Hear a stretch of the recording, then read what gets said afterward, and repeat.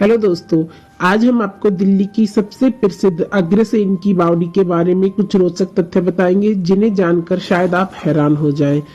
दिल्ली में ऐसी कई ऐतिहासिक इमारतें और रहस्यमयी वस्तुएं मौजूद हैं जो हम सभी को अतीत काल से जुड़ने का मौका देती हैं। यह शहर अपने भीतर ऐसी कई चीजों को समेटे हुए है जो इस भागदौड़ भरी दुनिया से परे है। जी हाँ, हम बात कर रहे हैं कनॉट प्लेस में स्थित प्राचीन बावड़ी अग्रसेन की बावड़ी के बारे में। लाल बलुआ पत्थर से बना यह स्थल बेहद ही खूबसूरत है और आप जितना इसके अंदर जाएंगे उतना ही बाहरी दुनिया से दूर हो जाएंगे। ऐसे ही कई रहस्यमयों से जुड़े इस स्थल के बारे में आज हम आपको कुछ रोचक तथ्य बताएंगे जिन्हें शायद आप न जानते हो। तो चलो वीडियो शुरू करते हैं। कौन थे महाराजा अग्रसेन? महाराज अग्रसेन राम के पुत्र कुश के वंशज हैं और उनका जन्म भगवान राम के बाद 35वीं पीढ़ी में हुआ था। महाराजा अग्रसेन व्यापारियों के शहर अग्रोहा के राजा थे जिन्होंने उत्तर भारत में अग्रोहा शहर की स्थापना की थी। उन्हें शांति का दूत माना जाता था और वह अहिंसा के सख्त विरोधी थे। इसके अलावा महाराजा अग्रसेन यज्ञों के दौरान जानवरों की बलि चढ़ाने के भी खिलाफ थे। उनके इसी महान विचारों के चलते साल 1976 में भारत सरकार द्वारा महाराजा अग्रसेन को सम्मान देने के लिए डाक टिकट भी जारी किया गया था। महाराजा अग्रसेन बावली का इतिहास। दिल्ली की सबसे प्रसिद्ध बावली अग्रसेन की बावली को दूर दूर से लोग देखने आते हैं। इस बावली को 14वीं शताब्दी के दौरान महाराजा अग्रसेन ने बनवाया था। ऐतिहासिक रिकॉर्ड के अनुसार अग्रसेन की बावली को दोबारा अग्रवाल समुदाय ने पुरानी बावली के ऊपर बनवाया था। ऐसा कहा जाता है कि ये महाराजा अग्रसेन के वंशज है। लाल बलुआ पत्थर से बनी यह बावली आर्किटेक्चर का एक बेहतरीन नमूना है। यह बावली 60 मीटर लंबी और जमीन पर 15 मीटर चौड़ी है। इसके साथ ही इस बावली में प्रवेश करने के लिए 3 दरवाजे हैं। इतिहासकारों के अनुसार ऐसा माना जाता है कि इस बावली की शैली लोधी और तुगलक काल की ओर संकेत करती है। अग्रसेन बावली की खासियत। दिल्ली की सबसे प्रसिद्ध अग्रसेन की बावली आर्किटेक्चर का एक बेहद ही शानदार नमूना है। बता दें कि इसमें 3 मंजिल हैं जिनमें 108 सीढ़ियां हैं जो कुएं तक जाती हैं। क्योंकि देश भर में कई बावलियां मौजूद हैं जिसकी वजह से अग्रसेन की बावली भी अन्य बावलियों से मिलती जुलती है। इसके अलावा अग्रसेन की बावली में एक छोटी मस्जिद भी मौजूद है। यह मस्जिद देखने में काफी सुंदर है और बावली के अंदर मौजूद होने के कारण यह कई बार विवादों में भी घिर चुकी है। इसके अलावा ऐसा कहा जाता है कि इस बावली के अंदर मौजूद काला पानी से लोग हिप्नोटाइज हो जाते थे और वह सुसाइड कर लेते थे। हालांकि इस बात के अभी तक कोई प्रमाण नहीं मिले हैं और अब इस बावली के अंदर मौजूद कुआं पूरी तरह से सूख चुका है।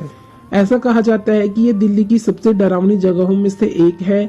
अग्रसेन की बावली में चमगादड़ और कबूतरों ने अपना डेरा डाला हुआ है। आसपास वाले लोगों का कहना है कि वहां से अजीबोगरीब आवाजें आती हैं और उन्होंने कई बार वहां भूतों को भी देखा है। हर कोई व्यक्ति इस जगह के बारे में अपनी अलग अलग राय देता है। 108 सीढ़ियों वाली यह बावली तब अधिक डरावनी लगती है जब आप नीचे कुएं के पास पहुंच जाते हैं और फिर आपको आसमान नहीं दिखता। इसके साथ ही आपके सिर के ऊपर केवल चमगादड़ और कबूतर मंडराते हुए नजर आते हैं। अग्रसेन की बावली की वास्तुकला। 60 मीटर लंबाई और 15 मीटर चौड़ाई के साथ अग्रसेन की बावली की संरचना अपने आप में अद्वितीय है क्योंकि इसका आकार उस समय के दिल्ली में मौजूद जलाशयों के पारंपरिक दौर के आकार से काफी अलग है। 103 चरणों की एक श्रृंखला में निर्मित बावली धीरे धीरे जमीन में उतरती है। इन चरणों को 3 स्तरों पर बनाया गया है जिसमें प्रत्येक एक लैंडिंग के रूप में कार्य करता है जहां लोग आराम कर सकते हैं। ये स्तर धनुषाकार पत्थर की नक्काशी के समान है जो एक दूसरे के लिए सुंदर समरूपता में स्थित हैं। इसकी वास्तुकला की शैली प्रदर्शित करती है कि तुगलक काल के दौरान इसका पुनर्निर्माण किया गया था। अग्रसेन की बावली में मस्जिद। अग्रसेन की बावली में एक प्रमुख आकर्षण मस्जिद है जो इसके दक्षिण पश्चिम की ओर स्थित है। हालांकि इस मस्जिद की छत गिर गई है लेकिन उसके स्तंभ अभी भी मौजूद है जिसमें बौद्ध चैत्य नक्काशी की हुई है। पानी की आपूर्ति करना। पहले के समय में बावड़ियों को पानी की आपूर्ति के लिए बनवाया जाता था। अक्सर गांव के लोग इन्हीं बावड़ियों से पानी भरकर ले जाया करते थे। लेकिन सिर्फ पानी की आपूर्ति के लिए ही नहीं बल्कि जब पुराने समय में बारिश नहीं होती थी और गर्मी अधिक बढ़ जाती थी तो लोग बावड़ी के अंदर ही विश्राम करते थे। ऐसा इसलिए क्योंकि पानी और गहराई के कारण यह बावड़ियां ठंडी रहती थी। कई फिल्मों की गई शूटिंग। कुछ समय से यह जगह बॉलीवुड के फिल्म डायरेक्टर्स के लिए बेहद खास बन चुकी है। ऐसा इसलिए क्योंकि अग्रसेन की बावली में कई बॉलीवुड फिल्मों की शूटिंग की गई है। बता दें कि पीके से लेकर सुल्तान तक कई फिल्मों की शूटिंग यही हुई थी। इस बावली के आर्किटेक्चर के कारण यह बॉलीवुड के फिल्म डायरेक्टर्स की लिस्ट में शुमार है। अग्रसेन की बावली खुलने का समय। बता दें कि अग्रसेन की बावली पर्यटकों के घूमने के लिए सुबह 7 बजे से शाम 6 बजे तक खुली रहती है। इस दौरान आप कभी भी यहाँ घूमने जा सकते हैं। अग्रसेन की बावली की एंट्री फीस। अग्रसेन की बावली घूमने आने वाले पर्यटकों को बता दें कि यहाँ प्रवेश और घूमने के लिए कोई भी शुल्क नहीं है। पर्यटक यहाँ बिना किसी शुल्क का भुगतान किए आराम से घूम सकते हैं। अग्रसेन की बावली के आसपास घूमने की जगह।